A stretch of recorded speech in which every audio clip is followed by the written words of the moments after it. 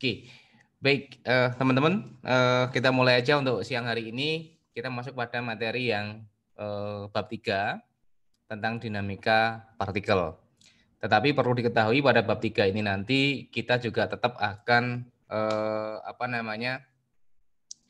mengulas kembali materi-materi yang ada di bab 2 dan bab 1. Karena di bab 3 ini nanti secara tidak langsung kita tetap harus menggunakan materi bab 1 dan bab 2 ya, bab 1 dan bab 2 ya, sehingga ya kita tetap harus mengulas itu. Baik. Nah, kalau di bab 1 dan bab 2 kita sudah berbicara tentang vektor, besaran dan vektor, kemudian di bab 2 kita berbicara tentang kinematika partikel, di mana dalam kinematika partikel tentunya seperti yang sudah kita bahas kemarin adalah mempelajari gerak sebuah benda, ya, gerak sebuah benda. Nah, dalam pergerakan benda itu pasti ada beberapa parameter-parameter yang bisa diukur atau padanya beberapa parameter-parameter yang nanti kita bisa ketahui bersama. Nah, di bab yang ketiga ini kita juga akan mempelajari tentang gerak suatu benda, tetapi dengan tinjauan yang berbeda. Kalau di bab 2 kita melihat benda itu bergerak tanpa memperhatikan siapa yang menyebabkan dia bergerak, ya, tidak memperhatikan siapa yang menyebabkan dia bergerak. Nah, pada bab yang ketiga ini kita akan melihat kenapa benda itu bergerak. Ya, proses dari kenapa benda itu bergerak. Sehingga kalau benda itu sudah bergerak, berarti kita akan menggunakan bab 2-nya. Ya. Jadi kerangka berpikirnya demikian. Nah, kalau yang kemarin kita hanya melihat fenomena benda itu bergerak, ketika bergerak pasti berpindah posisi. Nah, pergerakannya nanti mengikuti garis lurus atau lintasan lengkung, kemudian bergeraknya secara teratur, dalam hal ini adalah beraturan atau berubah beraturan. Nah, sekarang yang akan kita perhatikan, yang akan kita lihat itu adalah proses kenapa benda itu bisa bergerak. Apa yang menyebabkan benda itu bergerak? Itu yang ada di bab 3 yang disebut sebagai dinamika partikel. Jadi saya akan share ini. Oke. Sudah muncul ya, teman-teman? Sudah, Pak. Oke, baik. Kita coba satu persatu. Jadi kita akan berbicara tentang dinamika partikel. Jadi kalau kemarin kita berbicara tentang kinematika partikel, di mana dalam kinematika partikel itu kita melihat pergerakan sebuah benda, ya, perubahan posisi dari suatu benda, ya, kemudian kecepatannya bagaimana. Ya, jadi yang kita lihat pada kinematika itu adalah ketika benda itu sudah bergerak. Tetapi dalam dinamika ini nanti tidak, sedikit agak berbeda tinjauannya. Jadi tinjauannya seperti ini, teman-teman. Nah, kalau kita perhatikan dari gambar, di situ ada gambar orang yang sedang bermain gulat. Ya, apa yang terjadi atau yang mungkin kita akan mengira bahwa ketika posisi kedua pemain itu seperti itu dan tidak mengalami perubahan, ya, kalau tidak mengalami perubahan, maka dari sisi kinematika maka orang itu tidak melakukan apa-apa. Ya, orang itu tidak melakukan apa-apa. Tetapi kalau kita tinjau dari sisi dinamika partikel belum tentu. Ya, belum tentu dia tidak melakukan apa-apa. Ya, belum tentu. Jadi kalau misalnya kita punya sebuah benda yang kita letakkan di atas meja misalnya atau di atas lantai, ya, ketika dia diam, ya, mungkin kalau bendanya itu lantainya dalam keadaan datar sih nggak masalah bahwa dia memang diam. Dia tidak ada apa-apa, tidak ada sesuatu yang menyebabkan dia bisa bergerak. Tetapi ketika lantainya itu miring, mengalami atau memiliki kemiringan tertentu, maka apakah kita melihat bahwa benda itu tidak mengalami apa-apa? Ya, lo kan buktinya bendanya tidak bergerak. Ya, benda tidak bergerak kok berarti tidak ada apa-apa yang terjadi pada benda. Belum tentu. Ya, belum tentu. Bisa jadi, ya, bisa jadi. Ya, kalau misalnya kita lihat dari orang yang gulat ini, maka bisa jadi apa yang dilakukan oleh pemain yang menggunakan pakaian warna ungu itu apa yang dilakukan sama persis dengan apa yang dilakukan oleh pemain warna kuning, tetapi memiliki arah yang berlawanan. Sehingga ketika dia sama persis, maka dia seakan-akan dia tidak bergerak. Seakan-akan dia tidak mengalami atau tidak melakukan apa-apa. Nah, itu yang nanti akan kita coba pelajari. Ya. Jadi di dalam dinamika partikel ini, secara khusus dia mempelajari tentang bagaimana benda itu bisa bergerak, atau lebih jelasnya kalau misalnya kita berbicara seperti itu, maka akan seperti ini pengertiannya, teman-teman. Nah, apa itu dinamika partikel? Dinamika partikel adalah ilmu fisika yang mempelajari gerak benda ya dengan melihat atau memperhitungkan penyebab benda itu bergerak. Ya, yang menyebabkan dia bergerak. Ya, yang lebih umum kita sebut sebagai gaya. Ya. Jadi kalau di bab 2 itu kita melihat benda itu bergerak tanpa melihat siapa yang menyebabkan dia bergerak. Ya sekarang yang kita lihat penyebabnya siapa gitu. Ya, penyebabnya sekarang yang akan kita lihat. Ya. Ya, apakah benda itu nanti didorong? Kemudian apakah dia ditarik? Apakah dia ditendang? Apakah dia dilempar atau apapun itu? Ya, sehingga benda itu menjadi bergerak. Berapa gaya yang diberikan supaya benda itu bergerak? Ya, berapa gayanya? Ya. Jadi kalau kita berbicara tentang misalnya sebuah kapal misalnya, seperti yang kemarin, sebuah kapal itu kalau supaya dia bisa bergerak maka dia butuh daya, butuh gaya. Apa Pak? Kok gaya bukan daya Pak? Kan semuanya sama saja. Gaya itu nanti identik dengan daya, ya, bla bla dan sebagainya seperti itu nantinya. Ya. Jadi seberapa besar gaya dorong yang diberikan, seberapa besar gaya tarik yang diberikan, seberapa besar kekuatan dia menendang, seberapa kuat dia bisa melempar. Ya. Sehingga ketika dia sudah melempar setelah lepas dari gaya itu, maka baru kita evaluasi menggunakan bab 2. Ya, itu ya. Nah, jadi kalau kita lihat gaya itu apa?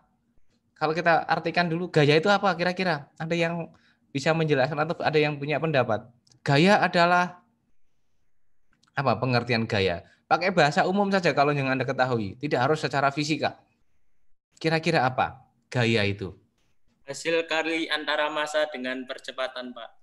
Oke, hasil kali antara massa dengan percepatan. Oke. Ada yang lain? Kalau misalnya begini, ada orang mengatakan, Fakih sekarang gaya rek, pakai headset. Kenapa dikatakan gaya? Ya, atau mungkin yang lainnya, gaya sekarang kamu pakai kacamata. Izin mencoba menjawab, Pak. Iya, silahkan, ayo diskusi Karena saja ini. misalnya Fakih siapa tuh menggunakan kacamata karena dia ingin menarik perhatian, ingin ada gaya tarik dia gitu. Ya, oke. Tapi kenapa jenengan bisa mengatakan dia bergaya? Dia gaya. Izin menjawab, Pak. Ya, silahkan, ayo Nur. Karena terlihat, Pak. Terlihat, Ada yang terlihat. Oke. Ada yang lainnya? Tidak apa-apa, kita diskusi kok. Ben gampang kita memahaminya begitu loh. Ayo Fajar. Dia mengalami. Pak, izin menjawab, Pak. Ya, ayo. Siapa ini? Aku, Pak, Ahnun. Ya, ayo, Nun. Izin menjawab kalau gaya itu adalah interaksi antara benda dengan manusia yang dapat menyebabkan sebuah benda itu mengalami perubahan gerak, Pak. Oke. Yang lainnya? Ayo. Tidak apa-apa. Permisi, Pak. Ya, ayo. Izin menjawab, Pak. Monggo. Gaya itu sesuatu yang dapat membuat benda lain bergerak. Oke, benda lain bergerak. Yang lain lagi, ayo. Enggak apa-apa. Kita harus mengeluarkan energi, Pak. Energi, oke. Ya, ayo lagi. suatu benda, Pak, baik nilai ataupun arah. Oke, ya, ada lagi. Nah. Oke, coba kita simpulkan sedikit demi sedikit ya. Supaya nanti kita bisa ngerti, gaya itu seperti itu toh. Jadi kalau kita hanya mengatakan gaya dengan M kali A, itu kan persamaan. Ya, itu kan persamaan, itu kan matematis. Nah, arti sebenarnya apa sih sebenarnya? Ya, fisisnya seperti apa? Kalau matematis gampang, F sama dengan M kali A, udah selesai. Masanya berapa, percepatannya berapa? Apakah ada percepatan atau tidak? Tetapi makna dari situ apa begitu? Nah, gaya itu sebenarnya apa? Gaya itu nanti identik dengan karena adanya perubahan. Suatu upaya yang dilakukan oleh seseorang sehingga terjadi perubahan pada suatu benda. Di mana benda itu menjadi bergerak, menjadi lebih cepat, menjadi bergerak, atau bahkan menjadi lebih lambat. Artinya di sini ada perubahan. Maka ketika saya analogikan dengan tadi, oh Fakih pakai kacamata. Kita mengatakan dia bergaya. Karena apa? Biasanya dia nggak pakai. Ada perubahan. Biasanya nggak pakai headset. Sekarang pakai headset. Ada perubahan. Ya, kalau udah terbiasa pakai headset, kita melihat ya kita biasa saja. Kita nggak mengatakan dia bergaya itu enggak. Ya. Kita tidak mengatakan bahwa oh gaya kamu sekarang pakai kacamata. Biasanya udah pakai kacamata. Tapi kalau biasanya dia tidak pakai, kemudian dia pakai, maka kita bisa mengatakan, oh gaya kamu sekarang. Ya. Jadi ada perubahan. Kalau di dalam lingkungan sekitar kita atau di dalam sosial bermasyarakat. Nah, kalau di dalam fisika, apa? Bahwa adanya gaya itu akan menjadi perubahan. Perubahan apa? Dalam hal ini adalah perubahan kecepatan. Benda mula-mula diam menjadi bergerak. Berarti kan ada perubahan percepatan. Ya, ada kecepatan. Ya. Kemudian dia mula-mula bergerak dengan konstan, tiba-tiba dikasih gaya luar, dia menjadi lebih kencang. Atau mungkin dikasih gaya pengereman, dia menjadi lebih lambat. Artinya apa? Ada perubahan. Ya, ada perubahan. Jadi gaya bisa diartikan begini. Ya, besaran atau suatu besaran yang menyebabkan sebuah benda itu mengalami perubahan. Ya, perubahan di sini adalah perubahan gerak. Ya, perubahan gerak. Ya, itu. Didorong juga begitu kan? Didorong juga demikian. Pak, bagaimana kalau misalnya gaya itu diberikan kepada suatu benda supaya dia bergerak dengan kecepatan tetap? Sama saja, karena dia apa? Dia akan melawan gaya penyebabnya. Ya. Kalau tidak ada gaya itu, maka dia akan bergerak mungkin bisa menjadi lebih cepat atau bahkan menjadi lebih lambat. Ya, untuk menjaga itu. Maka sigma F nanti tetap sama dengan M kali A. A-nya apa? Ya, nanti kita akan coba lihat bersama-sama. Begitu ya, teman-teman ya. Jadi, supaya kita gampang, oh seperti itu. Jadi, supaya kita tidak selalu terpaku bahwa kalau gaya itu adalah M dikali A. Ya, M dikali A ini sudah, pokoknya M dikali A. Fisika seperti itu. Itu matematisnya begitu. Ya janganlah. Ya, jangan seperti itu. Bukannya seperti itu, Pak. Itu betul. Ya. Ya, betul. Cuman ada supaya kita bisa lebih mudah untuk menjelaskan ya seperti tadi, adanya perubahan. Ya, oke ya teman-teman ya. Begitu ya. Mudah-mudahan bisa bisa membuat kita menjadi lebih ngerti tentang pengertian dari gaya yang jangan hanya terpaku bahwa F sama dengan M kali A. Oke. Baik. Kita lanjutkan. Nah, ini yang dilakukan oleh Newton. Ya. Si Isaac Newton ini mencoba mengamati pada saat itu. Ya. Ya, pada saat itu ya, mengamati, saya nggak tahu apakah dia berada di kebun apel atau apa, pada saat selalu melihat mengamati apel yang jatuh kemudian dilemparkan ke atas, kemudian jatuh lagi. Ke atas, jatuh lagi dan sebagainya. Jadi ada sesuatu yang menyebabkan dia berubah. Ya, ada sesuatu. Nah, sesuatu itulah yang akhirnya disebut dengan gaya atau kita kenal sebagai hukum Newton. Ya, yang kita kenal sebagai hukum Newton, baik Newton 1, 2 dan 3. Ya. Dalam ilustrasi di situ ada seorang yang naik mobil. Ya, naik mobil. Kemudian tiba-tiba mobil itu menubruk sebuah pagar. Ya, atau pembatas. Nah, kemudian yang terjadi adalah orang ini akan terlempar. Kenapa dia terlempar? Karena yaitu tadi ada gaya yang menyebabkan dia dipaksa untuk berhenti. Sementara dia sudah tetap ingin bergerak. Yang sering kita sebut apa? Hukum Newton kan, Newton yang pertama. Nah, ada beberapa clue yang kita harus samakan. Jika sebuah benda tidak bergerak, berarti tidak ada gaya yang bekerja pada benda tersebut. Benar atau salah? Salah, Pak. Salah. Salah, Pak. Salah, Pak. Salah Salah. ya. Karena hanya gayanya yang sama dengan 0, tetapi benda itu bisa jadi dia bergerak. Ya. Artinya apa? Bergerak dengan kecepatan tetap. Iya kan? Contohnya apa? Jam. Ayo, jam itu apa? Anda punya jam tangan yang masih jam yang mekanik itu, dia bergerak. Tapi ada sesuatu yang membuat dia tetap segitu. Apa yang membuat itu? Ya, gearbox yang ada di dalamnya. Siapa yang memutarkan gearbox ya? Elektromagnetik. Di dalamnya ada elektromagnetik. Ya. Oke, yang kedua. Ada pasangan gaya aksi reaksi ya, tidak pernah bekerja pada satu benda yang sama. Ini benar. Iya. Gaya aksi reaksi itu bekerja pada benda yang berbeda. Selalu. Iya, gimana Mas? Mas Fakih? Enggak, Pak. Oh Enggak, ya, Pak. Saya ya ngomong udah. sendiri, Pak. Mahamin sendiri. Nggak apa-apa. Oke. Nah, jadi dia bekerja pada benda yang berbeda. Jadi kalau misalnya kita memencet bola, ya, bola yang kita pompa, kemudian ini sudah keras atau belum? Kita pencet kan? Kita memberikan gaya kepada bola. Nah, kemudian bola itu seakan-akan mendorong tangan kita. Jadi bekerja tidak pernah bekerja pada benda yang sama. Ya, saya memberikan gaya kepada bola memberikan perlawanan kepada tangan saya. Begitu, ya. Kemudian, nah ini, massa sebuah benda bergantung pada lokasinya. Massanya tidak. Ya, yang berbeda itu apanya? Ada yang bisa memberi penjelasan kepada saya kenapa yang ketiga ini salah? Karena kalau berat dipengaruhi gravitasi.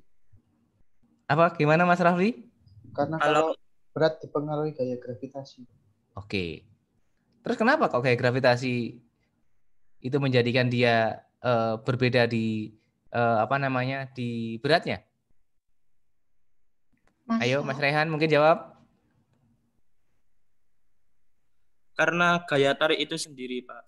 Nah, saya jawab. Karena kan ada sigma A ya. Sigma A. Ya, Oke, itu... gimana ini Mas Hasfi? Ayo jawab, atau yang lainnya boleh jawab kok, diskusi loh ya ini. Percepatan perbedaan gaya normal, Pak. di lokasi yang berbeda itu berbeda, Pak. Oke. Kalau gaya gravitasi itu dipengaruhi oleh massa benda yang menarik dan massa benda yang tertarik. Jadi kalau gaya massa bumi sama massa di planet lain itu beda, Pak. Oke, baik. Nggak apa-apa, santai. Nanti kita akan coba ulas sedikit demi sedikit ya, biar pemahaman kita menjadi baik. Jadi benar seperti itu. Jadi massa itu tidak berubah. Yang berubah apa? Berat. Ya. Kenapa? Nanti kita akan coba lihat ya. Oke ya. Jadi ketiga-tiganya kita sudah tidak ada perdebatan dalam tanda petik ya. Kita sepakat dulu ini. Ya, ketiga-tiganya ini. Bahwa yang pertama itu sigma F sama dengan 0. Benda itu masih bisa bergerak, tetapi dengan kecepatan tetap. Ya. Oke, baik. Nah, sekarang kita masuk ini hukum Newton yang pertama seperti yang saya katakan tadi. Ya, kita punya hukum Newton itu ada 3. 1, 2, 3. Hukum Newton yang pertama sering disebut sebagai hukum apa? Inersia atau kelembaman. Ada yang bisa menjelaskan kepada saya? Kira-kira kenapa dikatakan kelembaman? Atau apa makna dari kelembaman atau inersia itu? Sudah berusaha mempertahankan kondisi asalnya, Pak. Ya, kondisi asalnya, Mas Amar. Ayo, yang lainnya. Enggak apa-apa, yuk. Salah nggak masalah, nggak menjadi permasalahan di sini. Pak, jika benda itu dalam kondisi diam, dia akan terus mempertahankan kondisinya. Misalkan dia diam, maka dia akan diam, Pak. Tapi kalau dia sudah bergerak dari awal, maka geraknya akan tetap bergerak, akan tetap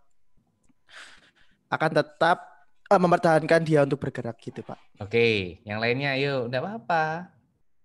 Kita punya pendapat, kita punya pemahaman yang berbeda kok enggak apa-apa. Literatur kita berbeda ketika kita baca kok. Ya, yang lainnya ayo. Inert. Nah, wah ini cewek ini inner beauty ini. Kenapa kok inner beauty? Nggak diapa-apakan, sudah cantik kok. Artinya apa? Dari dalam. Jadi artinya adalah kondisi yang realnya. Jadi seperti yang katakan Mas Nur tadi juga begitu. Ya. Jadi kalau Anda perhatikan di sini, mobil box ini dia akan bergerak. Ya, karena dia ketika di depannya ada penghalang seperti itu, maka dia cenderung akan tetap bergerak. Ya, sehingga kalau kita lihat yang di atasnya itu ada tangga itu, yang dia tidak diikat begitu, maka dia akan cenderung meskipun mobilnya berhenti, dia akan tetap bergerak. Sementara kalau Anda perhatikan mobil yang kecil, dia kan berhenti. Ketika ditabrak, dia tetap akan berusaha untuk berhenti. Ya, berusaha untuk berhenti. Nah, sehingga ya ada lain juga seperti ini tadi. Jadi kalau misalnya kita naik kendaraan bermotor mobil seperti ini, kita akan bergerak dengan kecepatan tertentu. Tiba-tiba berhenti, maka tubuh kita akan memiliki yang namanya inersia, lembam. Yang berusaha untuk saya tetap pada kondisi saya. Kondisi saya apa? Ya kondisi saya harus bergerak, maka dia akan terlempar. Begitu juga dengan yang sepeda motor ini kan, sama saja kan nanti akhirnya. Ya. Nah, dari situ maka akan muncul ini. Dari hukum Newton yang pertama, hukum pertama Newton adalah sebuah benda akan tetap diam atau tetap bergerak lurus dengan kecepatan konstan kecuali ada gaya luar yang bekerja. Jadi sebuah benda itu akan cenderung mempertahankan kedudukannya. Kalau dia diam, maka dia akan tetap diam. Nah, kalau dia bergerak, maka dia akan tetap bergerak tetapi dengan kecepatan konstan. Jadi seperti yang disampaikan Mas Nur tadi seperti itu. Jadi lebam. Jadi kalau misalnya naik sepeda motor tiba-tiba Anda rem begitu, apa yang terjadi? Maka sepeda motor itu akan seakan-akan maju ke depan. Ya, dengan shock breaker yang seperti itu kan seperti itu. Ya, kadang itu yang dimanfaatkan oleh cowok-cowok itu ya. Ya Han ya. Ya Nur ya. Boncengin siapa begitu, dimainin begitu. Seperti halnya kalau misalnya ya, di lampu merah gitu tiba-tiba kita gas. Kita tarik gas. Saya itu diam. Maka ketika saya gas begitu kan otomatis saya harus paksa untuk bergerak. Maka yang terjadi apa? Seakan-akan kita akan terdorong ke belakang. Karena apa? Kita berusaha untuk mempertahankan posisi kita yang diam. Yang saat itu dipaksa untuk bergerak. Seperti itu. Ya, sama seperti halnya kalau naik pesawat itu kan begitu. Pada saat mau take off itu kan begitu. Seakan-akan kita ditarik ke belakang gitu. Kenapa harus pakai seat belt misalnya? Ya itu tadi salah satunya. Ya, salah satunya di situ. Begitu ya. Paham ya? Mudah-mudahan. Nah, sehingga kalau kondisi seperti itu, hukum pertama Newton itu namanya sigma F sama dengan 0 nantinya. Sigma F sama dengan 0. Jadi kan seperti ini. Jadi kalau kita punya persamaan Newton itu adalah sigma F sama dengan M kali A, percepatan. Ya, M kali A. Tadi kalau mengatakan bahwa G, ya, G itu kan percepatan gravitasi. Percepatan di situ. M kali A atau M kali G. Umumnya adalah M kali A. Dan A itu bisa macam-macam. Ada A dalam arah sumbu X, A dalam arah sumbu Y. Ya, yang kemarin kita juga sudah sampaikan, tergantung orientasi kita melihatnya dari sisi mana. Gerak vertikal yang saat ini kita tahu bahwa percepatannya adalah sama dengan G yang arahnya ke bawah. Ya, kalau sumbu ordinatnya itu adalah X, mendatar, maka percepatan dalam arah X-nya akan sama dengan 0. Ya kan kemarin di gerak peluru tapi pada orientasi pada bidang miring. Sehingga ketika bidang miring saya punya orientasi AX dan AY. AY gitu ya. Oke. Nah, seperti yang saya katakan tadi, bahwa kalau misalnya ya, sigma F itu sama dengan 0, itu ada dua kondisi. Kondisi yang pertama adalah bahwa benda itu akan diam. Ya, sigma F sama dengan 0 itu ada dua kondisi. Yang pertama adalah benda itu diam. Tetapi yang kedua, benda itu akan bergerak lurus dengan kecepatan konstan. Atau disebut sebagai GLB. Karena apa? Kecepatannya konstan. Hanya sama dengan 0. Bahwa A sama dengan dV per dt. Kalau V-nya sama dengan 0 akan ketemunya adalah 0 per dt. Yang tidak lain akan sama dengan 0. Berarti benda akan bergerak apa? V1 sama dengan V2, sama dengan V3, sama dengan V3, sama dengan Vn. Artinya apa? Bergerak lurus beraturan. Kalau diam sudah pasti ini. Diam. Ya, diam. Ya, sigma F sama dengan 0. Diam, sudah. Jadi kalau misalnya ada pernyataan sigma F sama dengan 0, maka benda bergerak. Benar apa salah? Benar. Ya, bergerak, tapi ada komanya di situ. Bergerak lurus beraturan. Ya. Nah, seperti itu, teman-teman. Nanti kita akan coba pelan-pelan kita akan coba sampaikan. Kemudian yang kedua, ini hukum Newton yang kedua ini. Ya, hukum Newton yang kedua, bahwa sigma F sama dengan M kali A. Maknanya apa? Ketika kita memberikan gaya pada suatu benda, maka benda itu akan bergerak. Maka benda itu akan bergerak, yang besarnya gaya itu akan sebanding dengan percepatan yang terjadi. Ya, arahnya juga sama dengan arah dari gaya yang diberikan. Jadi kalau kita perhatikan dari sini, misalnya saya punya, seperti yang saya katakan tadi, didorong misalnya, ini ya, kalau kita kasih gaya ke sana, F, maka akan muncul pergerakannya juga ke sana, A-nya. Ya, di mana F ini akan sebanding dengan ini. Sementara A akan berbanding terbalik dengan massa. Yang nanti akan dirumuskan seperti ini. Nah, sigma F inilah yang nanti akan kita pelajari. Ini sebagai penggeraknya. Apa saja yang nanti akan berpengaruh, akan bekerja pada benda itu. Itu yang di bab 3. Yang di ini kan yang kita pelajari di bab 2 yang ini. Ini kan bab 2. Yang inilah yang bab 3. Gayanya apa saja yang bekerja di sana sehingga benda itu bisa bergerak. Ya, begitu? Paham belum? Ada pertanyaan dulu, monggo. Ya. Jadi gayanya apa saja dan apa saja yang mempengaruhi gaya-gaya itu gitu loh. Sehingga benda itu masih tetap bisa bergerak. Ya, kalau yang udah bergerakan di sini ya sudah, ini nanti ada A. Dari A nanti saya punya V, nanti saya punya X. Ya kan? Dari A saya punya ini kan. Ini ada V, bahwa V sama dengan V0 plus ya A kali T. Ini ada persamaan dan sebagainya. Berarti dia ada kondisi yang seperti itu. Baik. Ada pertanyaan? Belum? Lanjut dulu? Oke. Nah, contohnya ini misalnya.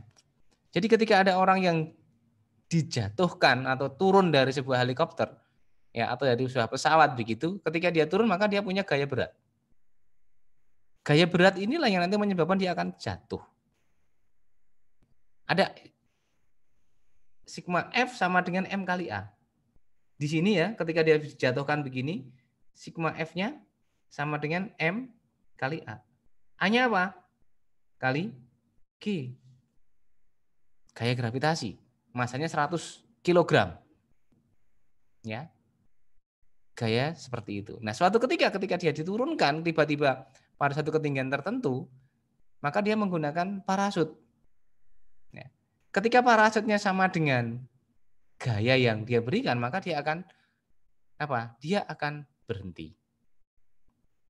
Kalau parasutnya lebih besar dari gaya yang dia berikan, ini gaya hambat ini gaya hambat, gaya luarnya ini gaya hambat, di sini gaya hambat, ya. Gaya hambatnya lebih besar, maka dia akan terangkat ke atas. Nah, ini tadi yang tadi pagi menanyakan, bagaimana Pak dengan hambatan udara? Ya ini yang disebut sebagai hambatan udara kalau parasut itu. Ya, di dalam parasut itulah hambatan udaranya di situ. Ya. Ada luas penampang, ada tekanan udara ke atas. Artinya ada gaya di situ sebenarnya. Gaya dari mana ya? Gaya gravitasi itu. Nanti kita coba lihat bersama ya. Ini ilustrasi saja.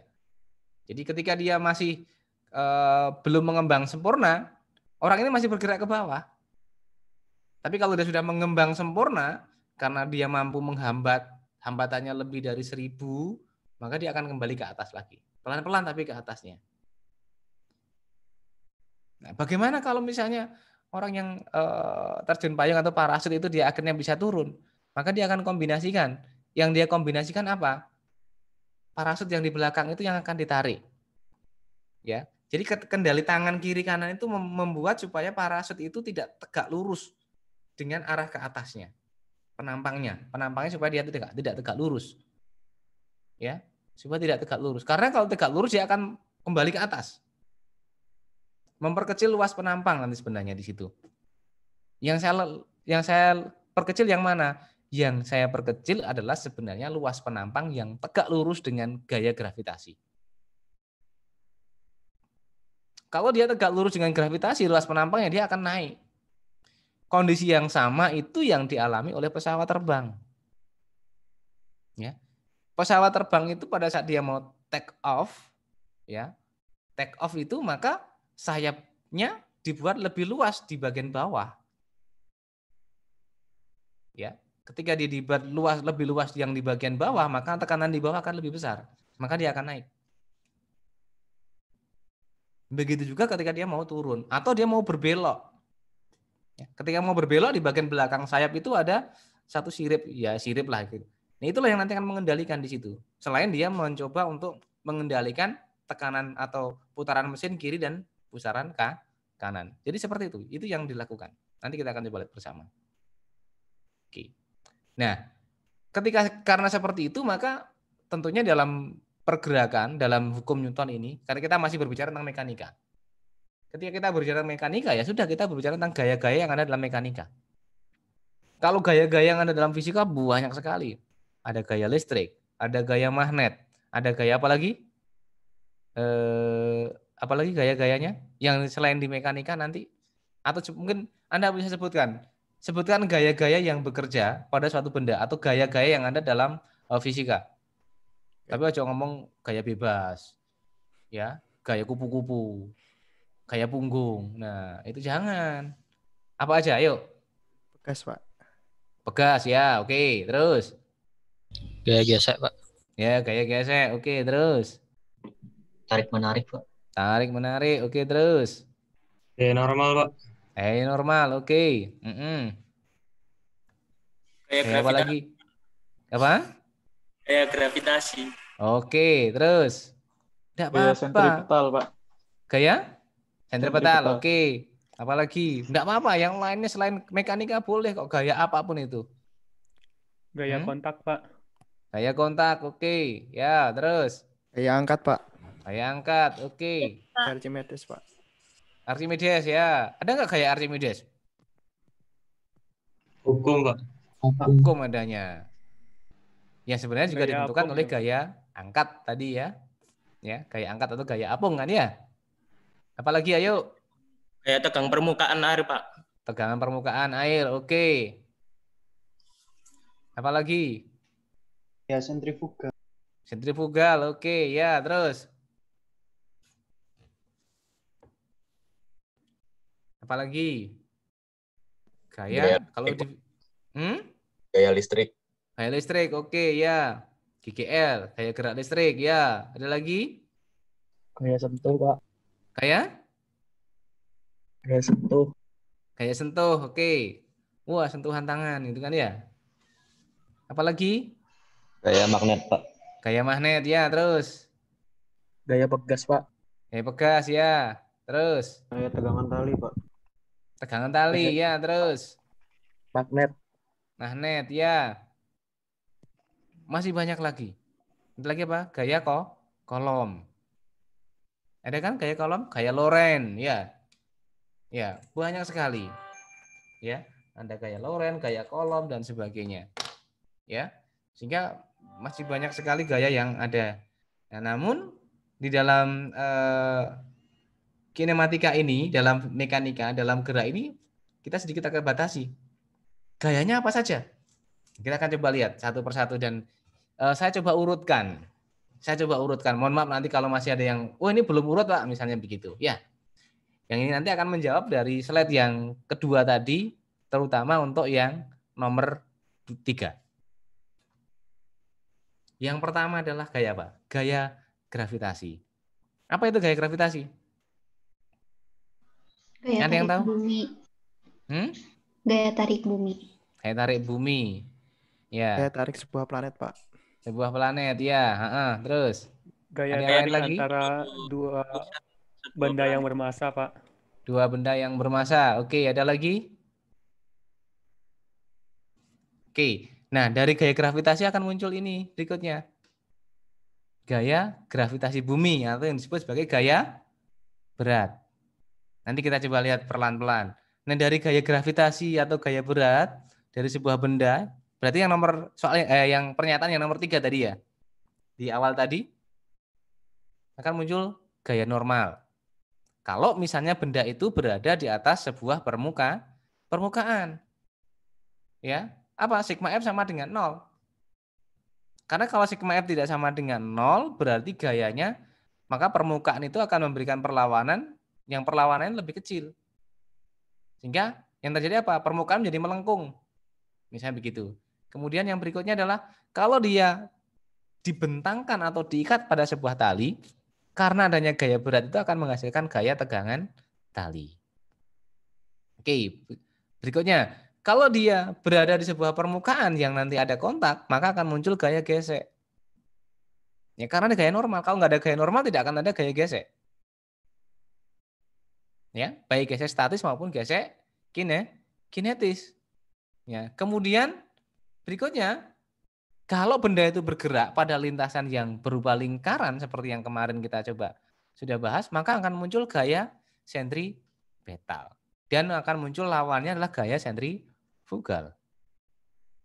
Ada lagi sebenarnya yang terakhir itu sebenarnya ada gaya pegas. Ya, gaya pegas. Mohon maaf yang tadi saya belum masukkan di sini, gaya pegas. Gaya pegas adalah gaya yang sebenarnya bukan gaya pegas, gaya elastis sebenarnya. Gaya yang dimiliki oleh sebuah benda ya, sebagai perlawanan terhadap sebuah benda yang elastis untuk melawan sebuah gaya yang mengenai dirinya.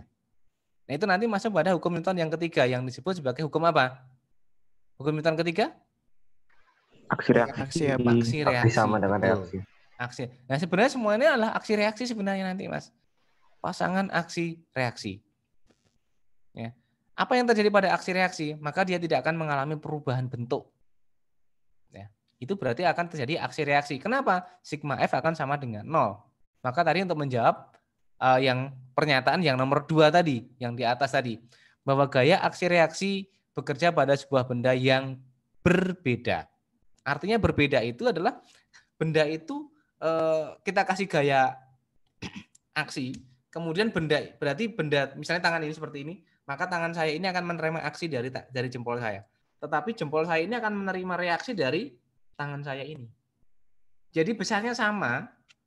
Kapan besarnya sama? Selama ini tidak terjadi perubahan apapun. Ya. Seperti itu nanti kita akan coba bersama-sama. Nah, pertama ini gaya gravitasi. Tadi sudah sampaikan.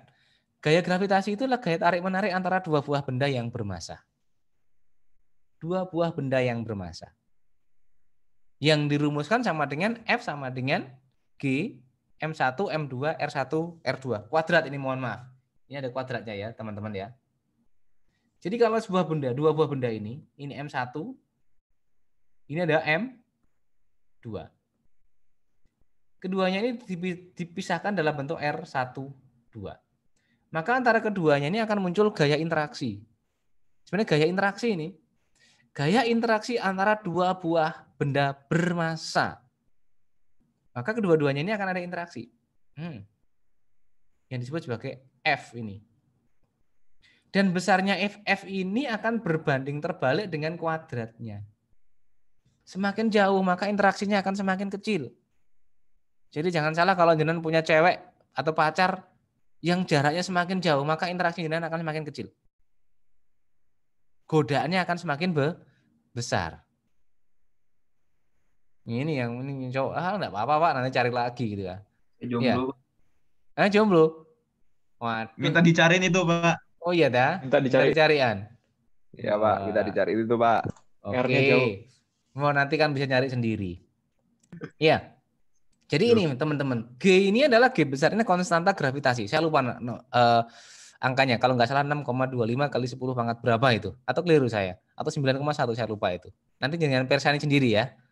Nah, kalau misalnya ini terjadi, ya G, M1 dan R1, R12, ya. Kalau benda itu berada di permukaan bumi, maka akan jadi seperti ini. Gaya berat. Nah, ini gaya tarik bumi pada benda. Itu kalau benda itu berada di permukaan bumi. Ya, menyebabkan benda jatuh ke tanah. Sebenarnya bukan jatuh ke tanah. Ya. Tertarik ke pusat bumi. Ya. Tentunya di sini ada massa M, ya, selalu menuju ke pusat bumi atau vertikal ke bawah. Besarnya ini. Jadi kalau tadi kita lihat begini. Jadi kalau saya punya benda ini M bumi. Ya. Kemudian saya punya benda M di sini, ini ada M. Kemudian saya punya jari-jari, ini adalah R rata-rata dari bumi. Jari-jari rata-rata bumi.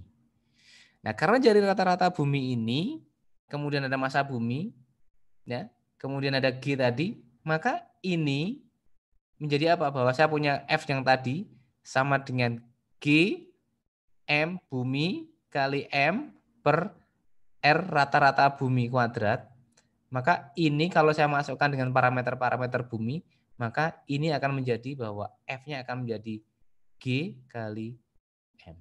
Yang tidak lain ini menjadi gaya berat. Jadi urutannya adalah gaya tarik-menarik dulu antara keduanya. Misalnya bumi dengan matahari. Ya, bumi dengan matahari.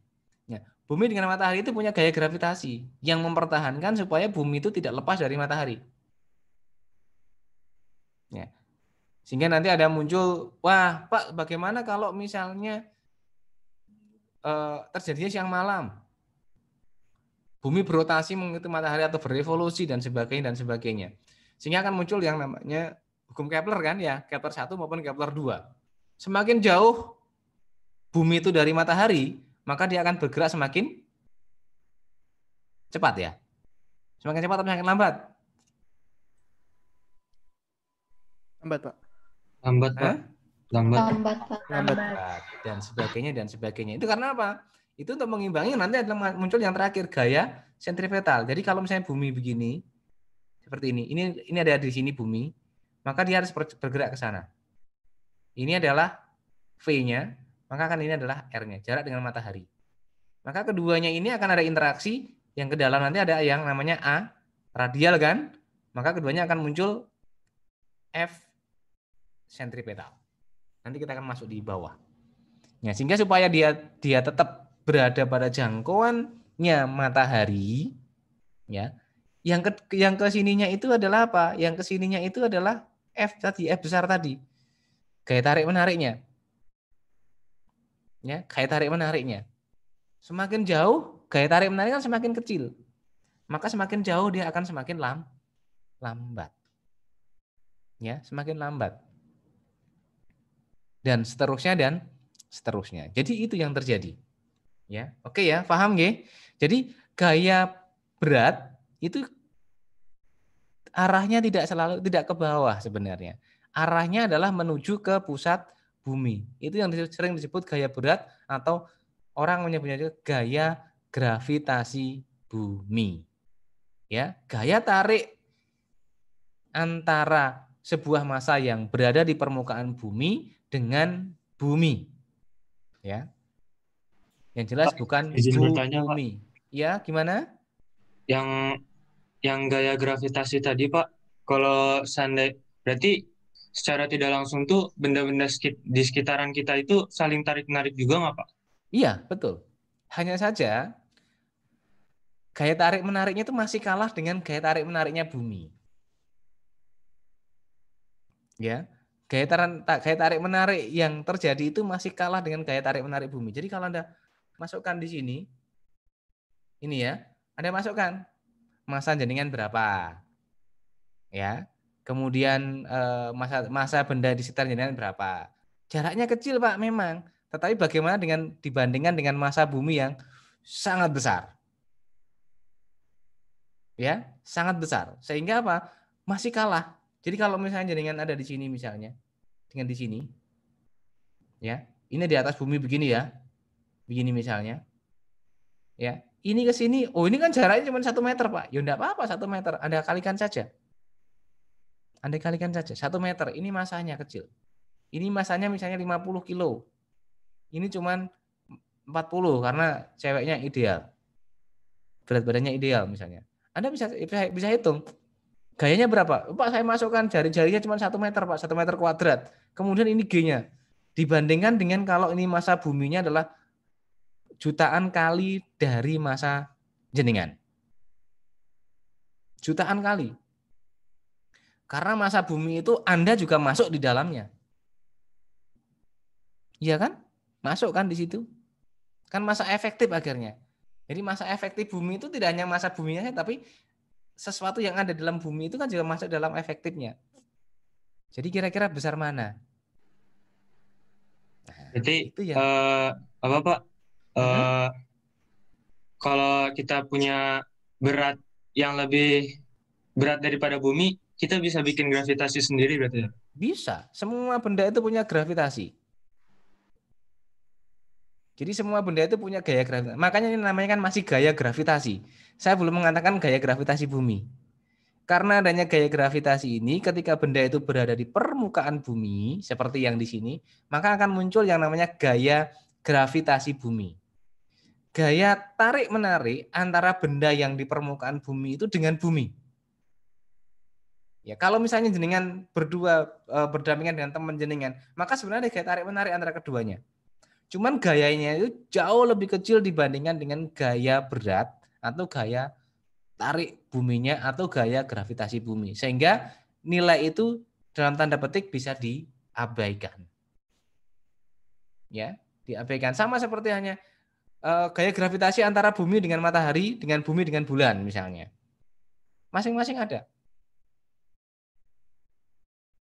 Begitu. Ya, oke? Terima kasih Pak. Oke, baik. Mudah-mudahan bisa menjawab. Nah, ini kan seperti ini kan? Arahnya bagaimanapun dia arahnya akan ke bawah. Meskipun dia berada pada posisi yang seperti itu. Oh Pak, posisinya miring, enggak masalah. Loh, kenapa dia ke bawah? Tidak ke samping Pak? Karena dia menuju ke pusat bumi. R-nya tadi. Karena R-nya tadi, R-nya ini adalah arahnya ke pusat. Oke, Pirsa, lanjut ya.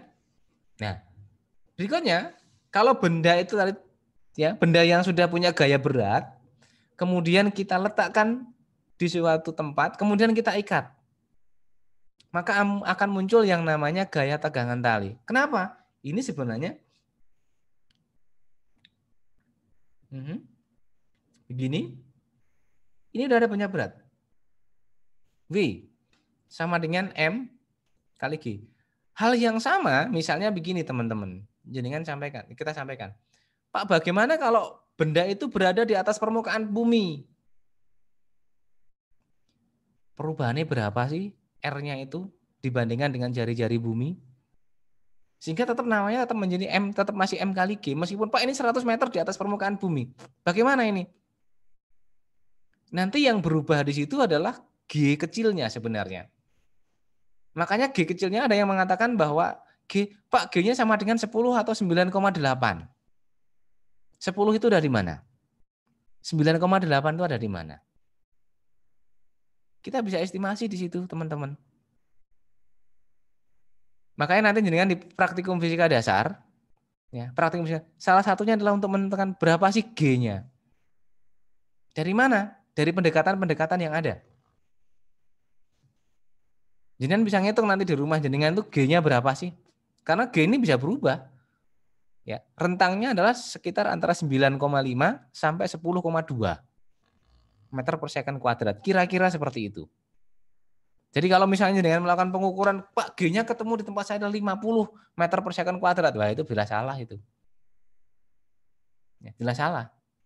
Salah dari prosedurnya bisa, yang kedua salah dari cara perhitungannya bisa. Tapi rata-rata salah dari prosedurnya.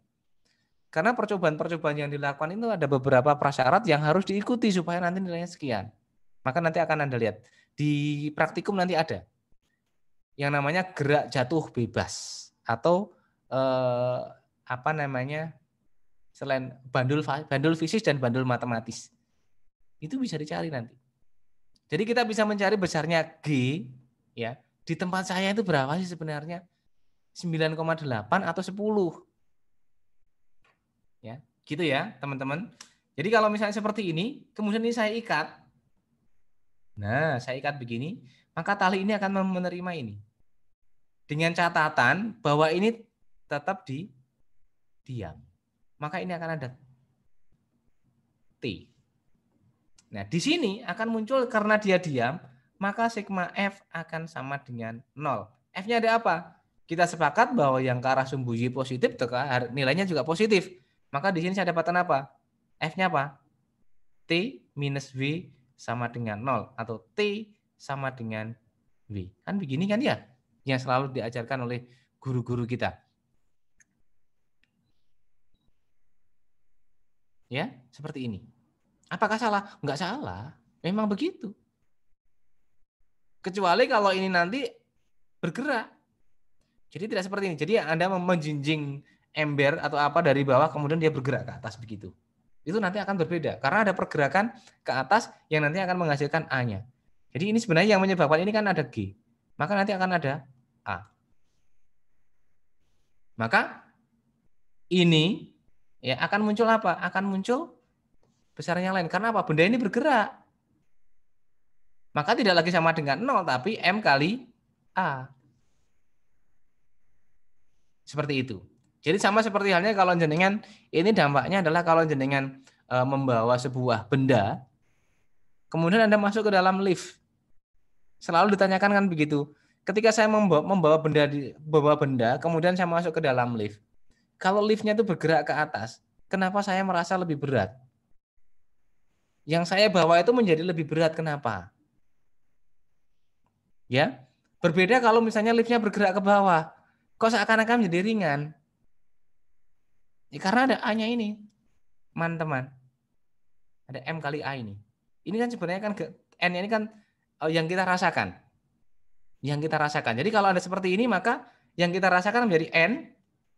Kalau yang kita rasakan ya, gaya yang saya terima menjadi W plus M kali A kan? Ya. Iya kan? Sehingga menjadi lebih berat.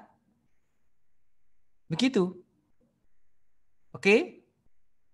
Masuk akal? Masuk akal. Kalau dia turun bagaimana? Turun begini, maka ada A-nya juga ke bawah. Maka saya akan dapatkan apa? Bahwa N-nya kan ke atas tetap. Sigma F tetap sama dengan M kali A. Ini N-nya kan tetap ke atas. Maka N minus W sama dengan M kali min A. Kan begini. Lupa ini min W dari mana? Min W-nya kan sebenarnya kan gini. N plus W sama dengan M kali A. Hanya saja N plus ini M kali minus G. Karena G-nya ke bawah. Sama dengan M kali minus A. Kan begini.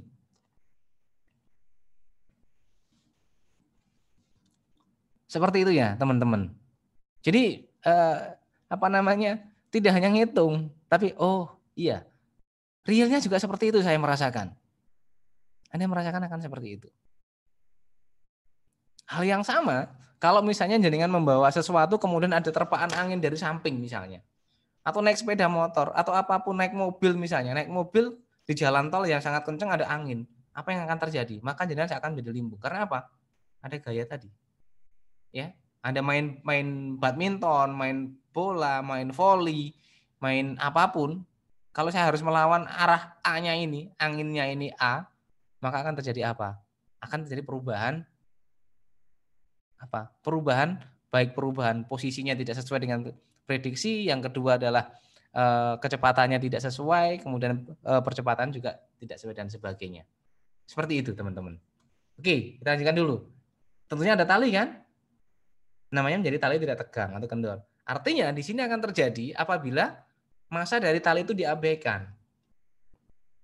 Pak, bagaimana kalau massa talinya tidak diabaikan? Ya tentunya akan ada berat dari talinya itu sendiri.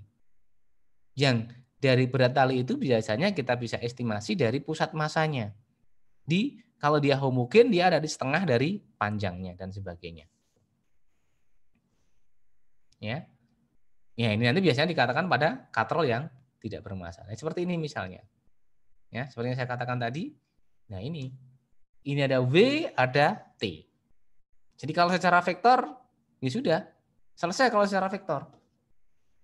Ya, selesai. Artinya selesainya bagaimana, Pak? Selesainya bahwa ini positif, ini negatif. Nah, kalau ini bergerak ke atas seperti yang saya katakan tadi, maka akan ada percepatan lain. Maka sigma F-nya tidak sama dengan 0, tapi sigma F sama dengan M dikalikan dengan A. Ya, begitu? Oke. Ya kan seperti ini. Nah, bagaimana kalau misalnya ini seperti ini? Ini seperti ini. Seperti yang saya katakan tadi. Ada ke atas, kita tarik ke bawah. Contohnya apa? Anda main ayunan dengan pacar jenengan di taman. Yang pakai tali ya. Pakai tali misalnya. Maka ayunannya sendiri sudah ada W-nya itu. Kemudian di sisi lain pacar jenengan suruh naik di situ. Maka tentunya tegangan talinya akan bertambah. Nah, kita bisa prediksi maka kenapa ini tidak boleh lebih dari sekian. Kalau lebih dari sekian maka dia akan patah, akan muncul crack dan sebagainya. Ini juga terjadi pada apa? Jembatan-jembatan gantung. Ya, seperti itu. Kan seperti ini, sama saja. Nah, ini kalau di sini adalah sudah aplikasi ini sebenarnya. Ya, T1 akan sama dengan T2. Kenapa? Selama masa katrol diabaikan. Jadi di dalam bab 3 ini nanti kita masih mengabaikan. Masa katrol saya abaikan. Gesekan dengan katrol saya abaikan. Saya anggap bahwa dia licin. Sehingga katrol itu hanya sebagai perantara pergerakan. Jadi besarnya katrol, masa katrol, dan sebagainya, parameter-parameter katrolnya ini tidak kita abaikan. Tapi nanti kalau di bab 5 kita sudah harus menghitung. Ya, kita sudah menghitung atau kita sudah harus mempertimbangkan.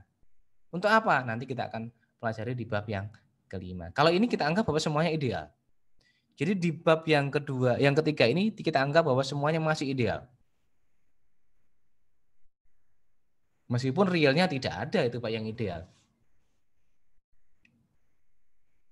Begitu nggih? Oke, baik. Nah, ketika benda itu yang bermassa tadi berada menggantung, dia akan menghasilkan apa? Tegangan tali. Bagaimana kalau dia berada di sebuah permukaan? Kalau dia berada di sebuah permukaan akan muncul yang namanya gaya normal. Apa itu gaya normal? Ya, gaya yang dialami oleh sebuah benda, ya, gaya yang dialami sebuah benda itu akan memberikan perlawanan dari permukaan di mana benda itu berada. Ya, akan mengembalikan perlawanan karena sigma F tetap sama dengan 0. Intinya adalah bahwa sigma F sama dengan 0. Gaya normal. Ya. Sigma F sama dengan 0 itu gaya normal ya. Jadi sama sebenarnya. Jadi kalau kita lihat berikutnya, dia reaksi terhadap gaya tekan oleh sebuah permukaan. Siapapun yang menekan di situ. Apakah gaya berat tadi atau mungkin gaya yang kita tekan. Maka tadi ada yang namanya gaya aksi reaksi. Gaya aksi reaksi itu dua gaya yang besarnya sama tapi bekerja pada benda yang berbeda.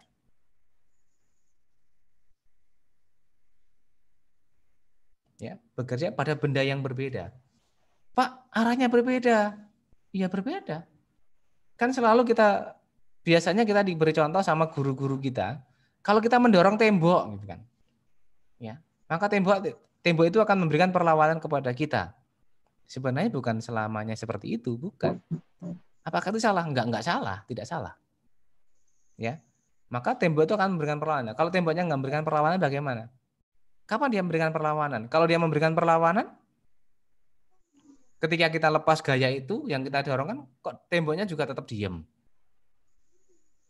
Ya, itu sebenarnya adalah mempermudah. Tetapi yang lebih jelas, kalau yang gaya aksi reaksi itu paling gampang itu kalau kita mencet ban sepeda motor kita, atau kita mencet balon, atau kita mencet bola, selama sampai kita pencet kemudian kita berhenti memencetnya, maka gaya yang kita berikan lewat jempol kita itu akan dilawan oleh balon atau ban tadi. Kita memberikan gaya kepada balon, tetapi balon akan memberikan gaya kepada tangan kita. Besarnya sama, tapi arahnya berbeda. Tetapi, lagi, dia bekerja pada dua benda yang berbeda. Begitu ya? Oke. Berikutnya adalah ini. Nah, seperti ini misalnya. Jadi ketika kita punya sebuah benda, seperti yang saya katakan tadi, dia akan punya V. Gaya gravitasi bumi atau gaya beratnya. Nah, kalau benda ini kita letakkan pada suatu permukaan ini permukaan ini, maka permukaan ini kalau permukaan ini tidak mengalami perubahan bentuk, ya, entah melengkung, entah apapun, maka sebenarnya permukaan itu akan memberikan perlawanan. Sampai suatu ketika dia terjadi kondisi setimbang. Ya, sama seperti yang Anda berikan kepada bola tadi. Anda berikan tekanan begitu sampai kondisi setimbang. Ketika setimbang itu, bola ini sudah tidak lagi mengalami pergerakan. Tangan saya ini tidak lagi mengalami pergerakan. Diam di situ. Nah, pada saat diam itu, maka saya akan memberikan gaya perlawanan sebesar F, dan balon atau bola itu akan memberikan gaya perlawanan sebesar N. Itu kalau permukaannya adalah seperti itu. Dia akan seperti ini. Maka kalau dari sini, maka sigma F-nya, sigma F dalam arah apa? Ini dalam arah Y. Ya, sama dengan 0. Karena apa? Gaya yang ada di sini gaya yang dalam arah Y. Apa yang ada di sini? N minus W sama dengan 0. Sehingga N sama dengan W. Terkadang kita mengatakan bahwa gaya normal itu besarnya sama dengan gaya W, tapi arahnya berlawanan. Selalu kan seperti itu. Apakah selama seperti itu? Enggak. Apakah salah? Tidak. Itu tidak salah, tetapi tidak secara umum akan seperti itu. Itu hanya pada kondisi-kondisi tertentu. Ya. Yang paling benar itu adalah bahwa gaya normal itu adalah gaya yang dialami oleh suatu permukaan karena diberikan gaya pada permukaan itu yang arahnya adalah tegak lurus pada permukaan tekannya. Tegak lurus.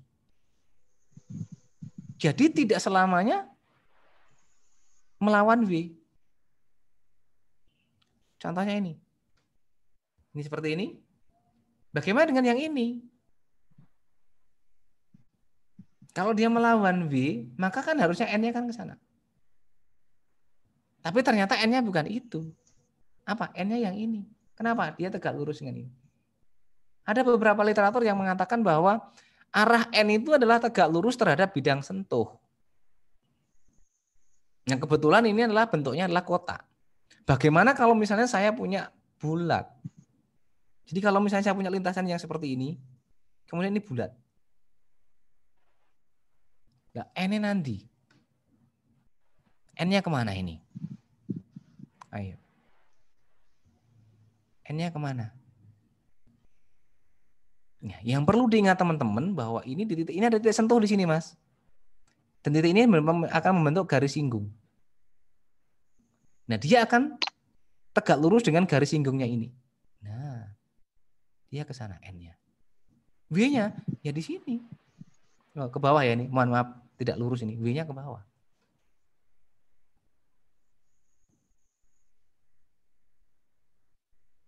Nah, kemudian sama seperti halnya kalau kita misalnya di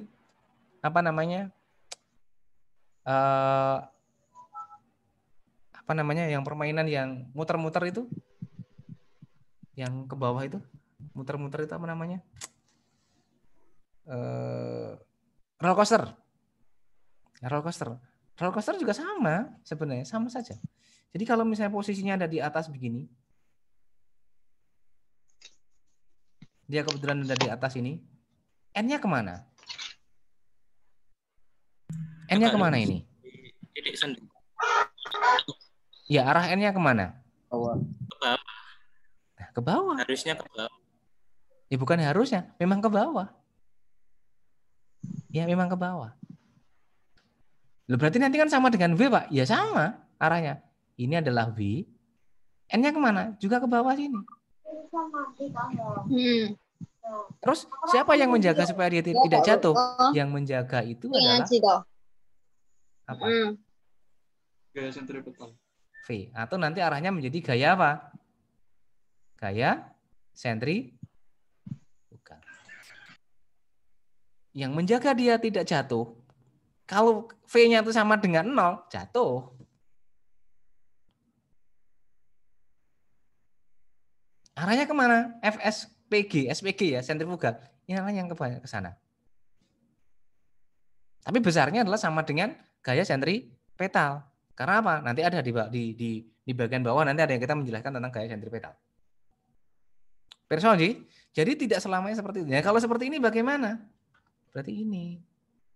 N akan sama dengan V cos theta. Jadi ini. Ini sama dengan ini.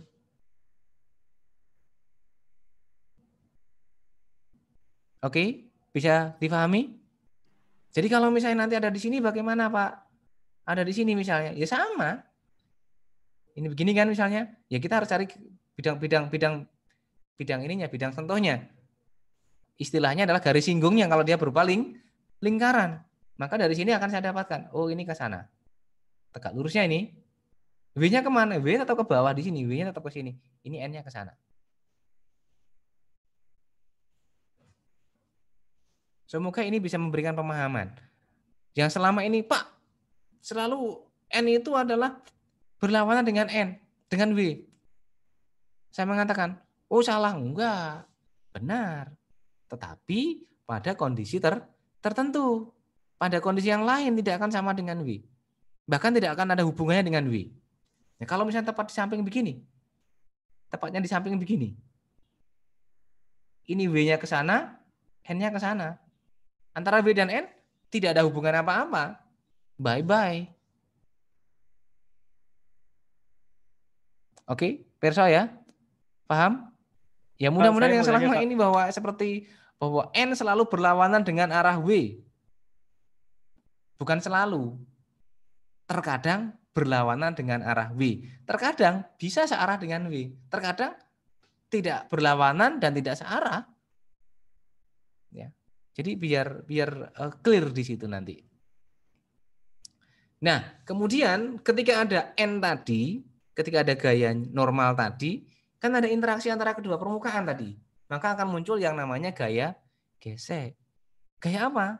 Gaya kontak antara dua buah permukaan yang bersentuhan. Arahnya kemana? Berlawanan arah dengan gerak benda. Atau berlawanan arah dengan kemungkinan benda itu akan bergerak. Kenapa demikian? Kok kemungkinan? Karena ada kalanya benda itu tidak bergerak. Kalau apa? Gaya yang diharapkan menyebabkan bergerak sama dengan gaya geseknya. Contohnya apa? Ya, contohnya adalah kalau jenengan mendorong sebuah sepeda motor di jalan miring, permukaan yang miring. Dan tiba-tiba di situ pas ada capek karena capek dorong berhenti. Ya. Maka di situ ada gaya gesek. Apa gaya geseknya? Ada rem toh? Ada rem. Gaya gesek antara kampas itu dengan rem itu sama dengan gaya ke bawahnya yang notabene di situ adalah apa? Gaya berat. Yang dalam arah lintasan miringnya. Arahnya kemana? Berlawanan. Kalau arahnya searah ya pasti menggelundung itu. Nah, dari gaya ini maka akan seperti ini. Jadi di sini akan ada N tetap. Karena posisinya seperti ini maka N-nya akan ke sana.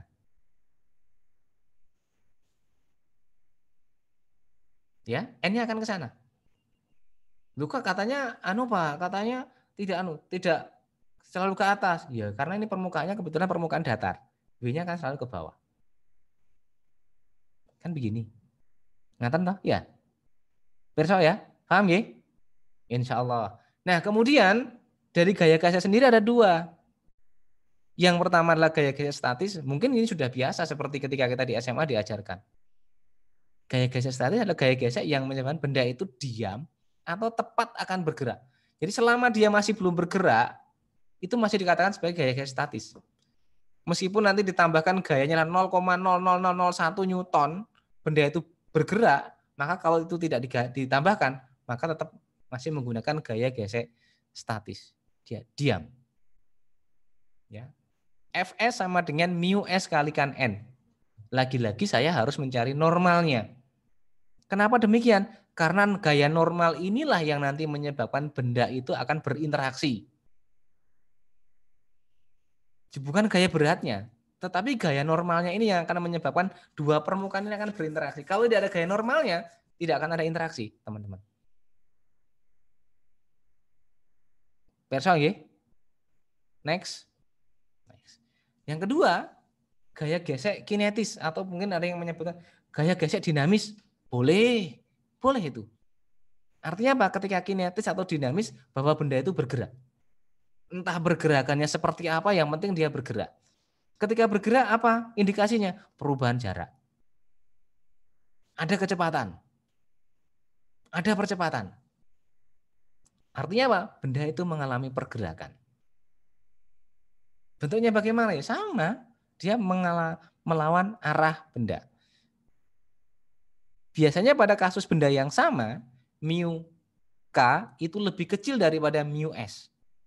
Jadi nanti kalau dalam suatu permasalahan atau dalam suatu soal atau dalam suatu buku Anda menemukan bahwa di situ katakan ada bahwa koefisien geseknya adalah 0,5 dan koefisien geseknya 0,2, maka yang 0,5 itu adalah kayak koefisien gesek statisnya.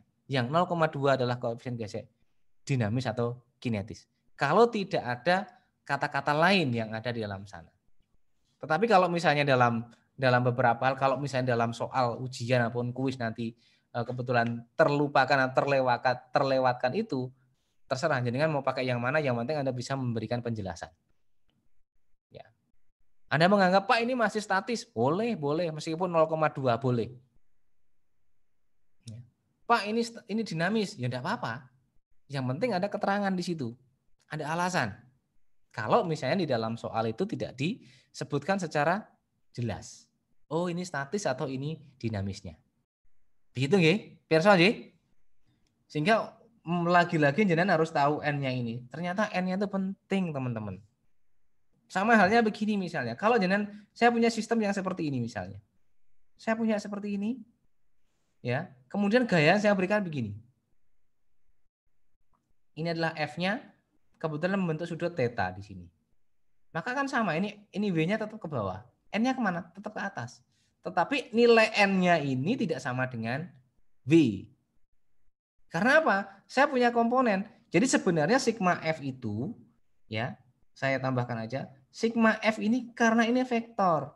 Ini akan sama dengan M kali A juga vektor.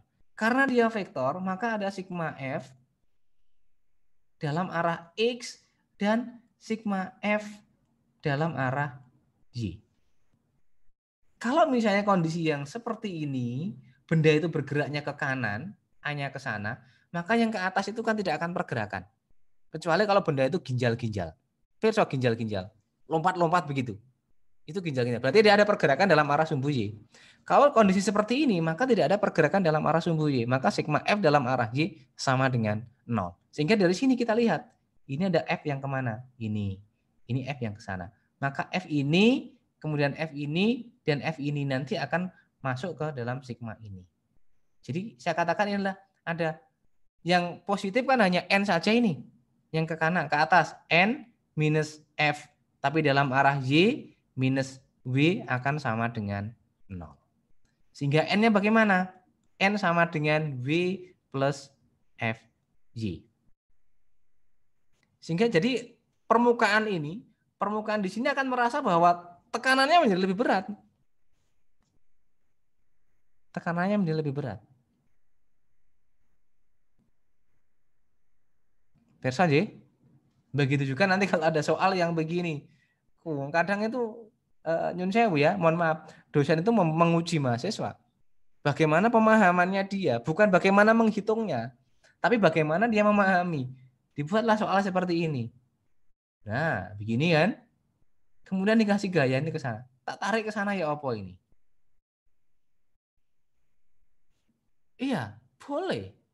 Ya, bagaimana Anda memahaminya? Karena di dalam realnya enggak ada. Di dalam realnya jarang yang tarikannya itu sejajar begini, jarang. Realnya kan pasti ada sudutnya. Biasanya ada sudutnya. Kecuali kalau dua kondisi itu sama-sama persis ketinggiannya, baru dia akan lurus. Tapi yang realnya kan tidak. Anda mainan mobil-mobilan aja, Anda tarik, talinya akan gimana? Talinya pasti yang ini kan. Kalau masih kecil itu ada kecil kita yang punya mobil-mobilan kemudian kita tarik, pasti tarikannya kan begini. Karena apa? Mobilnya ada di bawah, tangan kita ada di sini yang menarik. Kan begitu. Begitu ya, Pirso ya. Jadi nanti kalau seperti ini, termasuk juga kalau misalnya demikian. Ini begini, saya kasih gayanya ke sana. Ini F-nya. Juga Anda harus Pirso. Bagaimana mencari N-nya? Ini loh teman-teman. Misalnya nanti seperti itu. Pirso ya? Siap? Lanjut ya? Atau ada pertanyaan dulu? Silahkan. Kalau mau tanya. Sambil tak minum dulu. Ayo, boleh ngopi. Saya juga minum kopi ini. Nah, itu kan. Ayo minum, enggak apa-apa. Iya, sebentar. Tak minum sih ya.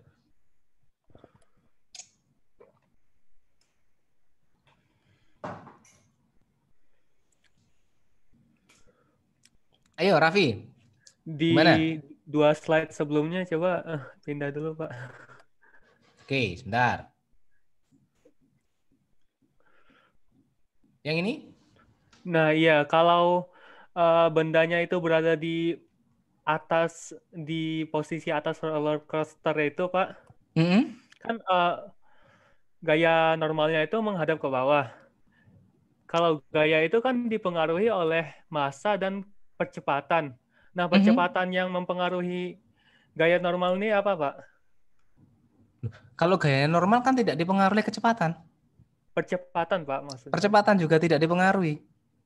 Oh. Gaya normal itu gaya yang dimiliki. Sudah gaya itu, bukan lagi percepatan. Percepatan itu adalah kalau benda itu bergerak. Jadi gaya normal, kemudian gaya berat, itu tidak dipengaruhi percepatan sebenarnya. Kecuali kalau kita mengatakan bahwa gaya berat itu adalah ada percepatan gravitasi G. Tetapi pada dasarnya bahwa sebuah benda itu tidak dipengaruhi percepatan. Maka tadi yang nomor berapa tadi pertanyaan yang di atas tadi? Yang nomor 2 atau nomor 3 tadi? Bahwa massa benda itu tidak berubah. Yang berubah adalah beratnya. Kenapa? Karena berat atau gaya berat dipengaruhi oleh percepatan gravitasi. Percepatan gravitasi itu nanti akan dipengaruhi oleh posisi ketinggian atau kedalaman terhadap jarak terhadap pusat bumi. Seperti itu. Jadi kalau misalnya, oke, pertanyaannya mungkin ini saya save dulu, saya kasih slide yang kosong biar kita bisa jelaskan sedikit terkait dengan ini. Oke, misalnya begini, saya bisa mungkin mudah-mudahan saya menerka-nerka dari maksud dari Mas Raffi mungkin begini. Kalau misalnya kondisinya seperti itu, kalau kondisinya begini bagaimana Pak? Kalau misalnya saya berada di atas bukit, bentuknya sama loh, tapi saya ada di atas bukit begini. Bedakan dengan kalau seperti ini, tetapi di bawah. Kalau saya di atas bukit ini, saya kan bisa diam. Karena apa? Ini ada gaya normal. Gaya normalnya ke atas kalau di atas bukit. Ini W-nya ke bawah. Karena bidangnya ada di sini. Kita ada di atasnya. Saya nggak perlu percepatan, saya nggak perlu kecepatan. Tetapi kalau dia di sini, berbeda. Karena dia ada di bawah permukaan. Permukaannya ada di atasnya. Ya, ini. Maka dia akan ke sana N-nya. W-nya juga ke sana. N dan W tidak dipengaruhi oleh kecepatan.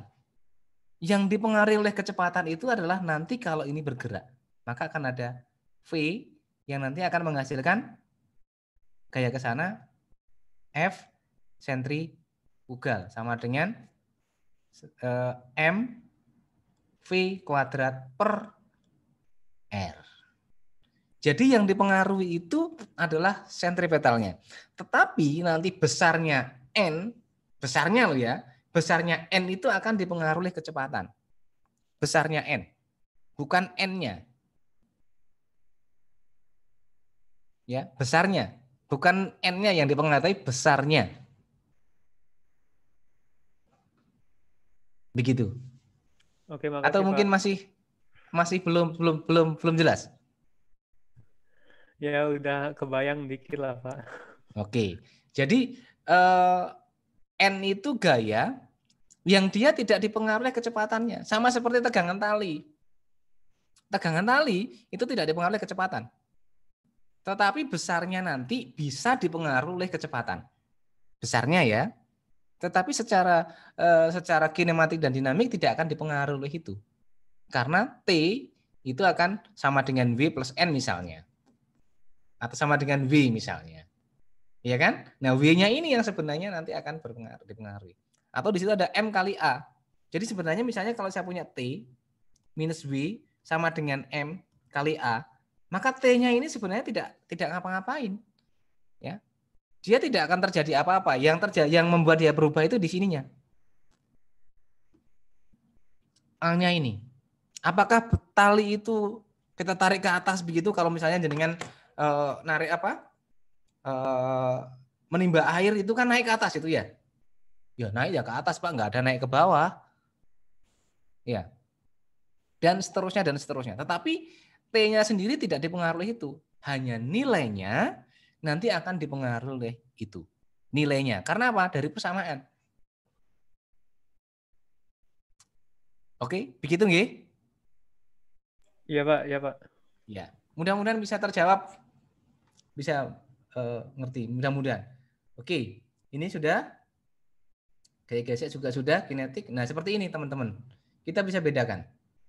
Ya. Jadi gaya gesek di sebelah kiri ini adalah gaya gesek kinetis, statis. Mohon maaf. Jadi benda itu diam dan tepat akan bergerak. Jadi kalau di sini ini sigma F itu sama dengan 0. Tepat sama dengan 0. Itu masih diam. Tetapi kalau F-nya itu F-nya ini F-nya ini F-nya ini lebih besar sedikit saja, maka dia akan ada di sini, zona yang gini. Zona di sini adalah benda itu sudah bergerak. Jadi F-nya lebih besar dari F statis maksimum atau F-nya itu lebih besar daripada F kinetis. Menjadi F kinetis nanti. Jadi sedikit perubahannya sedikit saja, maka dia akan bergerak. Jadi nanti kalau benda itu ada soal begini, sebuah benda diberi gaya sebesar F. Nah, benda tersebut memiliki koefisien gesek, ya, koefisien gesek. Tentukan besarnya koefisien gesek sehingga benda tepat akan bergerak. Di situ masih ada kata-kata tepat akan. Berarti dia belum bergerak. Ya, tepat akan bergerak, berarti belum bergerak. Berarti Anda harus menggunakan mu S. Tetapi kalau sudah bergerak, maka Anda menggunakan mu K. Sudah. Ini belum, tepat akan, ya. Begitu ya, teman-teman?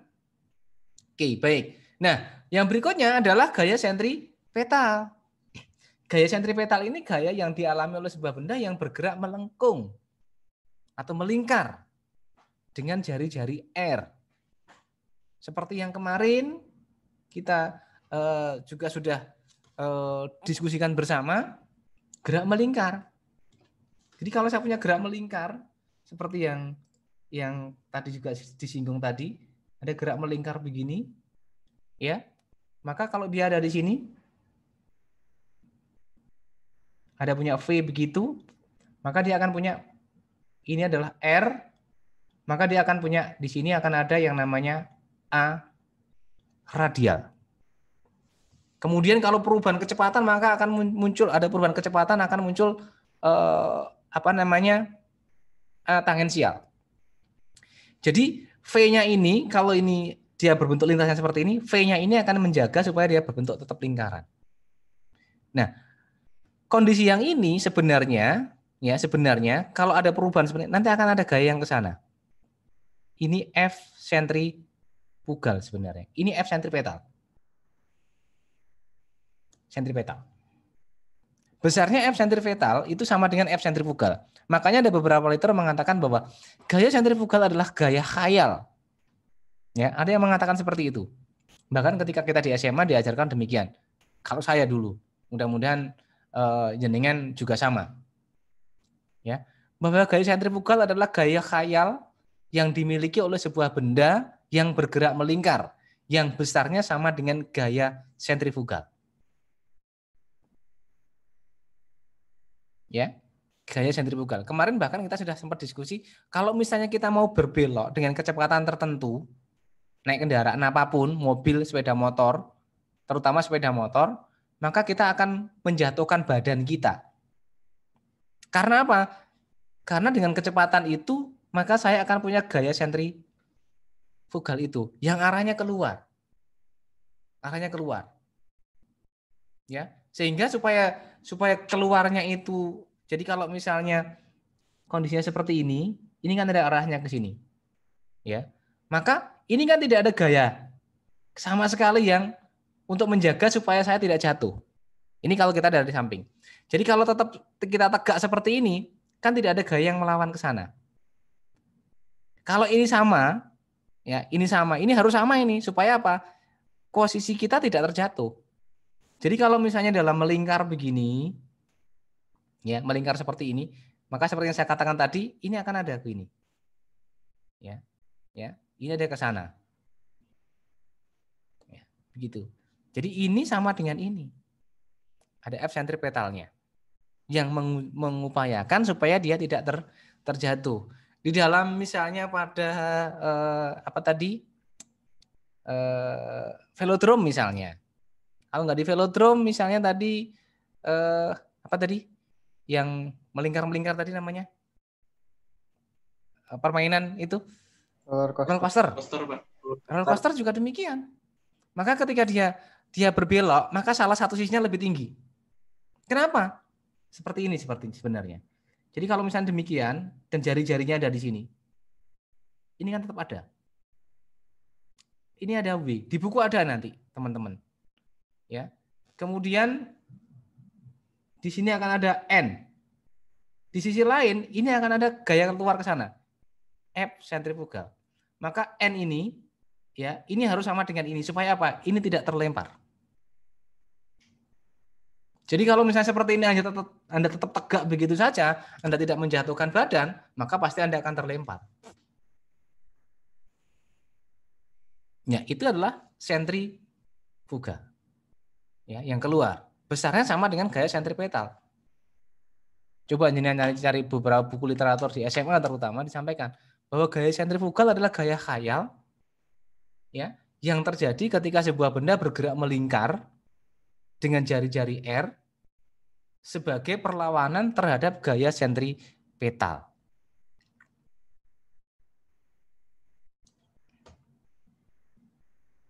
Ini kalau dari diagram gayanya akan seperti ini. Jadi kalau kita punya gaya seperti ini, nanti kalau di dalam penyelesaiannya ya sudah, tidak harus, Pak, gambarnya harus, kalau sebuah mobil, maka gambarnya harus mobil. Ya. Loh, sudah jam 3 ternyata. Wah, ini sudah terlewat, kok nggak diingatkan ini. Dikit. Ya, Asik, Pak, bahasanya, Pak. Pak, santai, Pak. Kenapa? Apa, Pak? Santai, Pak. Oh, santai, nggak ada kuliah jam 3? Nggak ada, Pak. Oke, ya udah. Bahasanya asik, Pak. Oke, baik. Jadi nanti kalau misalnya seperti itu ya kita tidak perlu gambar sebuah mobil digambar mobil. Ya sudah diwakili oleh sebuah titik.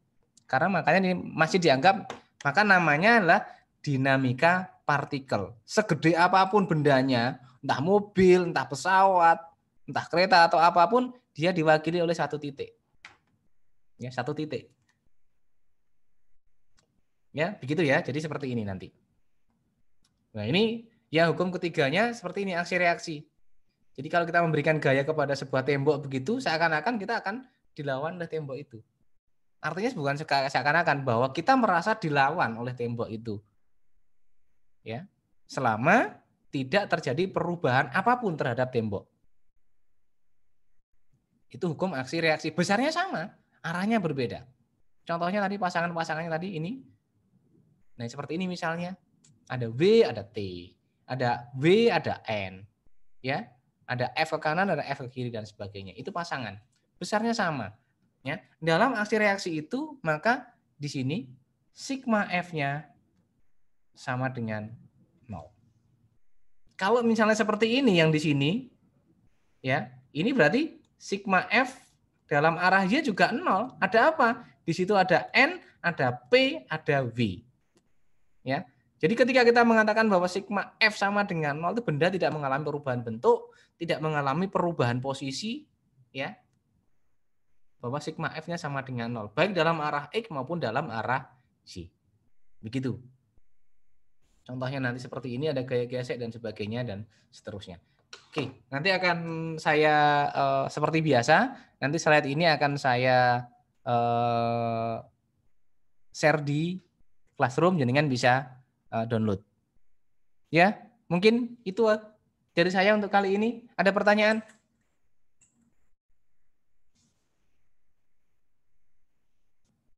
Belum menemukan pertanyaan? Ya, oke. Nanti kalau ada pertanyaan terkait mungkin Anda membaca buku literatur mana yang kira-kira kita bisa diskusikan, monggo kita akan diskusikan bersama. Ya, mungkin begitu untuk kali ini. Cukup ya? Iya, Pak. Oke, baik. Saya rasa untuk kali ini cukup. Ya, untuk kali ini cukup. Mohon maaf tadi di awal-awal, karena di awal-awal tadi ada sedikit permasalahan di My Classroom. Ternyata tidak hanya di kita, beberapa dosen juga sama. Baru sekitar 13 lebih 15 baru bisa masuk ternyata. Sama seperti kita tadi. Ya. Sekali lagi saya mohon maaf. Kemudian yang kemarin, soal yang kemarin monggo bisa dicoba. Kalau saya harap nanti bisa di-upload saja, tidak apa-apa, ke Classroom. Nanti saya berikan linknya untuk belajar kita. Ya. Kemudian jangan lupa nanti teman-teman ikuti praktikumnya. Nah, saya nggak tahu praktikumnya kapan dan sebagainya, itu dari jadwalnya yang diatur dari lab fisika dasar. Bahwa praktikum ini nanti menjadi prasyarat jenengan lulus. Ya, kalau praktikumnya lulus maka nilainya bisa akan lulus. Jadi kalau praktikumnya tidak lulus, ya maka nilai mata kuliahnya menjadi tidak lulus, meskipun nilainya baik semua. Karena itu sudah disampaikan ke WR1, bahkan kepada rektorat memang seperti itu. Jadi praktikum itu menjadi bagian yang wajib untuk diikuti karena menjadi 4 SKS-nya tadi. Ya. Oke, teman-teman, itu nanti akan saya share PPT-nya yang tadi, termasuk coret-coretannya mungkin nanti saya akan sampaikan, saya share seperti biasanya sehingga teman-teman bisa lebih memahami apa yang kita diskusikan kali ini. Mungkin itu yang dapat saya sampaikan, kurang lebihnya saya mohon maaf. Terima kasih atas diskusinya, terima kasih atas masukannya. Saya akhiri ya. Pak. Ya, ada pertanyaan dulu, monggo silahkan. Boleh izin minta videonya nggak, Pak? Oke, nanti saya akan seperti biasa ya. Yang kemarin saya lupa untuk upload. Yang kemarin, Pak. Yang kemarin saya lupa ngupload yang kemarin. Masih sudah saya ada tapi saya belum lupa ngupload. Biar nanti teman-teman bisa bisa tadi yang dijelaskan apa ya? Karena kalau hanya melihat dari PPT-nya terkadang ada miss ya yang terlewat begitu ya. Iya, Pak. Oke, baik. Terima kasih. Ini saya akhiri, saya tutup. Nanti kalau misalnya belum atau besok, Pak, yang video yang kemarin kok belum diupload, Pak, biar saya bisa mengulangi kembali yang diskusinya seperti apa. Nanti tolong untuk disampaikan mungkin besok atau Sabtu ya. Mudah-mudahan sudah bisa saya upload karena ada beberapa yang harus saya kerjakan. Sekali lagi saya mohon maaf. Saya akhiri, saya tutup. Terima kasih teman-teman atas masukannya. Assalamualaikum warahmatullahi wabarakatuh. Selamat sore. Waalaikumsalam warahmatullahi wabarakatuh. Terima kasih, Pak. Terima kasih, Pak.